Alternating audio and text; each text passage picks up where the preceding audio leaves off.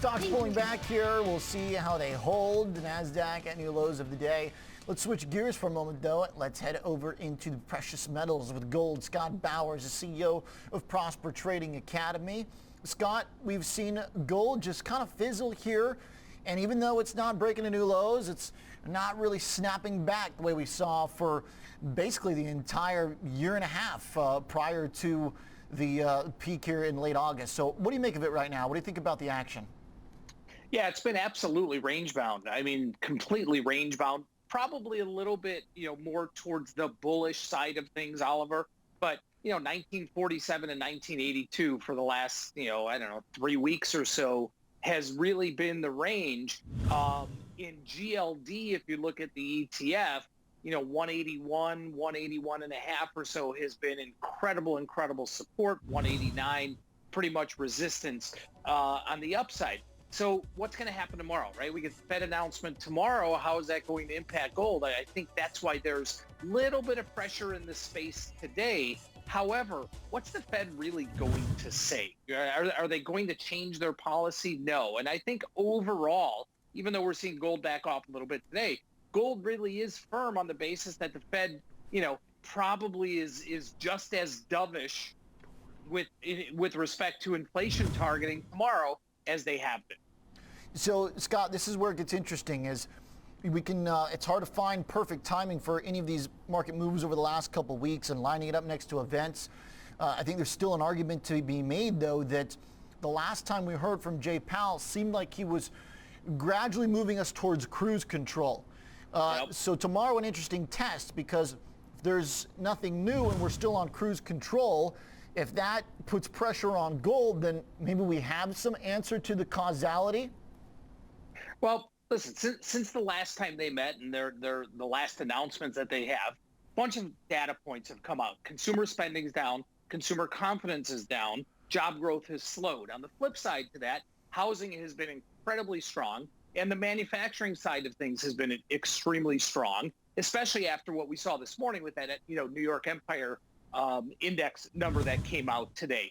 So, like you say, there's the cause and effect. So, data points, I don't think overall have changed at all since the last time they reported. So I just can't see how they are going to change anything in their wording whatsoever, other than they're, going to continue to say, we're going to look at the data points. We're worried about the virus. We're worried about the pandemic. We're worried about the spread, not actually decreasing, but the spread increasing a little bit, and how that could affect the economy going into the fourth quarter. Scott, so if they are still on cruise control and there's nothing terribly new here, what do we think for gold then? I mean, do we need a constant drumbeat of new stimulus from the Fed and other central banks to keep the gold and the precious metal rally going, or is there something else? No, I think two things. If they really are on autopilot here, that's not bullish for the dollar. If anything, it's probably dovish for the dollar, which should provide some tailwinds to gold. That, in addition to, everything going on with the election, which is now 50 days away or under 50 days away here, and just kind of the risk environment ramping up a little bit there. So I think gold is still a really not just a safe space to be in, but I think it's actually a very good space to be in, at least over the next couple months. All right, your point, it's been pretty safe. 20 days, despite the volatility, gold has gone nowhere. So It's like exactly where it was. It's doing the job, I guess, of storing the value.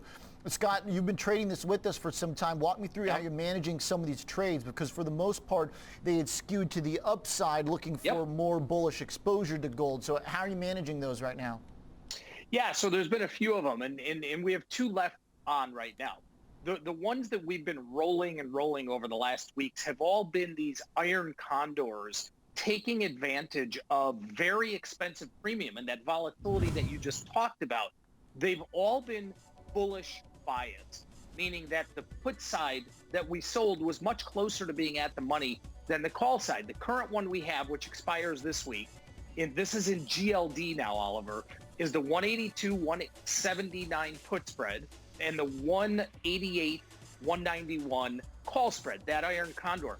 We collected $2 for that thing. I mean, volatility was just outrageous. It is skewed to the bullish side, but right now GLD is sitting, 183, 183 and a half. It's looking great. That expires this week. I will probably roll that out again if volatility stays really expensive. The other play that we had on was absolutely a bullish play, and it was a diagonal, if you remember. We had sold a end of September 190 call and bought a November 175 call. So it was very, very bullish. And that thing is pretty much unchanged. It may be down a few pennies right here, but it's very, very bullish. So, Scott, with that, the expiry on those is this month?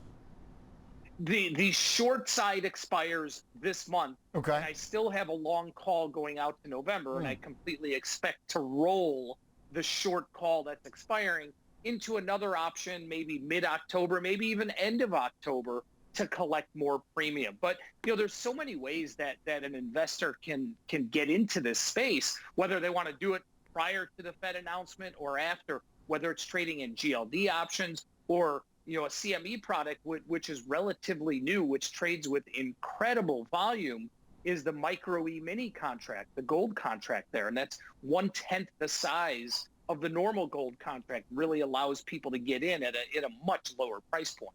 All right, Scott, appreciate the update here. Thanks for the walkthrough on the trade management. CEO of Prosper Trading Academy, Scott Bauer, joining us here in Chicago.